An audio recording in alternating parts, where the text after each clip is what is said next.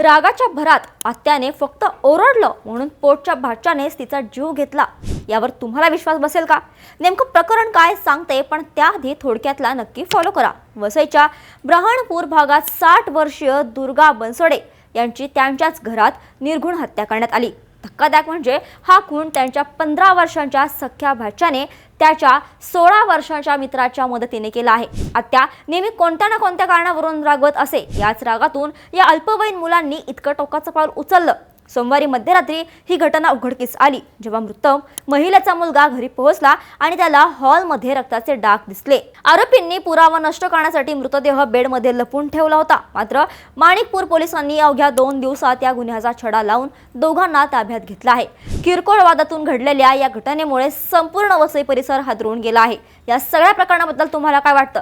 आजकालच्या मुलांमध्ये संयम कमी होत चालला आहे का? तुमचं मत खाली कमेंट्समध्ये नक्की सांगा। तुमच्या फॅमिली ग्रुपवरती ही महत्त्वाची माहिती नक्की शेअर करा आणि अशाच महत्त्वाच्या अपडेट्ससाठी थोडक्यातला फॉलो आणि सबस्क्राइब करायला विसरू नका। बातमी म्हणजे थोडक्यात।